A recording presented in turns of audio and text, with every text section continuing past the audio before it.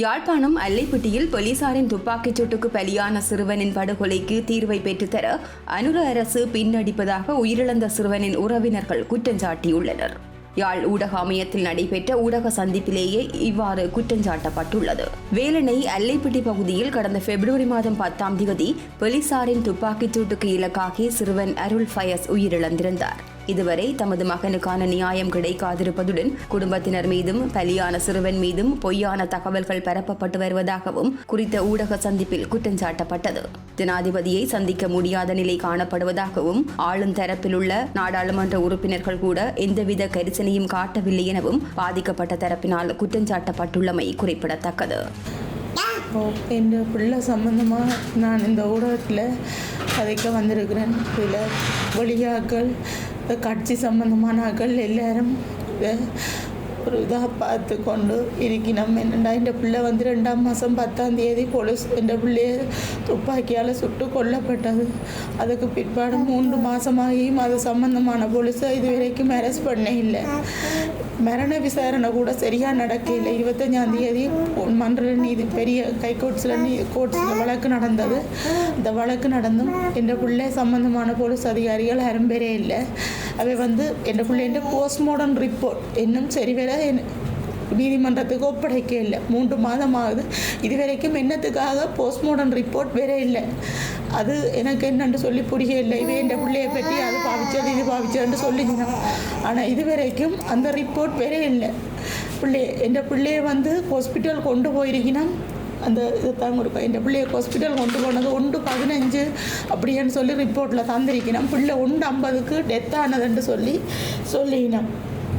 1:18க்கு பிள்ளையை கொண்டு அட்மிட் பண்ணினது, 1:50க்கு பிள்ளை டெத் ஆனதுன்னு சொல்லினோம். அது போய் என் பிள்ளைய துப்பாக்கியால் சுட்ட உடனே அதிலேயே என் பிள்ளை என் உயிர் இறந்துட்டுது. கூட போன ஆக்கள் சொன்ன வாக்கு மூலம் எனக்கு இவே சொல்லினோம். 1:50க்கு ஹாஸ்பிட்டல் வந்து தான் பிள்ளை உயிர் நீத்ததுண்டு. அதுக்கும் போய் வெளி டெத்துண்டு தான் பிள்ளைய ஹாஸ்பிட்டலுக்குள்ளே எடுத்திருக்கணும்.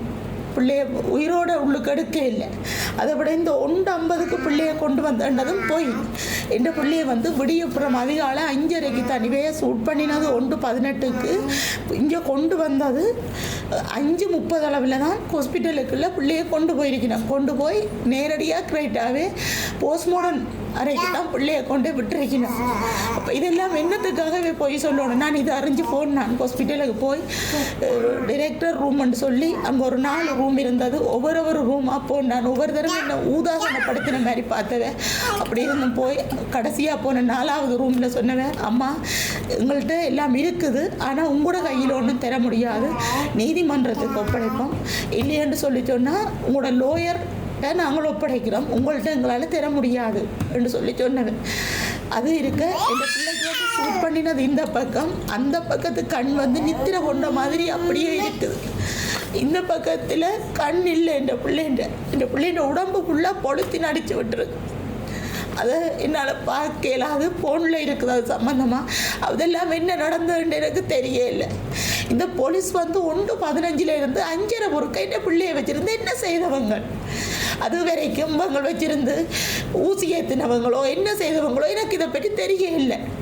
இது சம்பந்தமாக இந்த எங்களோட ஊர் எம்பின்னு சொல்லி இளங்குமரன் அவர் வந்தவர் என் வீட்டை ஒரு நாள் பார்த்தார். பார்த்துட்டு, அம்மா உங்களோட குடும்பத்தை பார்த்த பிள்ளை இப்படி நடந்துட்டுது, உங்களோட பிள்ளைக்கு நீதி வழங்குற மாதிரி நான் கதைக்கிறேன், உங்களோட வீட்டு உங்களோட பிள்ளைகளோட படிப்பு செலவு உங்களோட வாழ்வாதாரத்தை நான் மேற்கொண்டு நடத்துகிறேன் என்றெல்லாம் சொல்லிவிட்டு அந்த ஒரு வார்த்தை தான். அதுக்கப்புறம் நான் ஃபோன் எடுத்தாலே இது சம்பந்தமாக நீதிமன்றம் பார்க்கும் என்றுட்டு போயிட்டேன். இதுதான் அந்த எம்பி அவர் செய்த. நாங்கள் இதே வாக்கு போட்டு மக்கள் தேர்ந்தெடுக்கிறது என்னதுக்கு, எங்களுக்கு ஒரு பிரச்சனைன்னா விட்டுட்டு ஓடுறதுக்கா நாங்கள் இதெடுத்த. நாங்கள் எல்லாரும் அப்படி என்று சொல்ல இல்லை இவர். பட் அது சுவாஸ் லோயர் எல்லா இதுக்கும் தலையிட்டவர். எந்த பிள்ளை என்ற விஷயத்தில் அவரும் என்னடியில் ஒரு வார்த்தை கேட்கவும் இல்லை, எங்களை பிரச்சனையை அவர் கலந்து கொள்ளவும் இல்லை, அவர் கனதூரமும் இல்லை.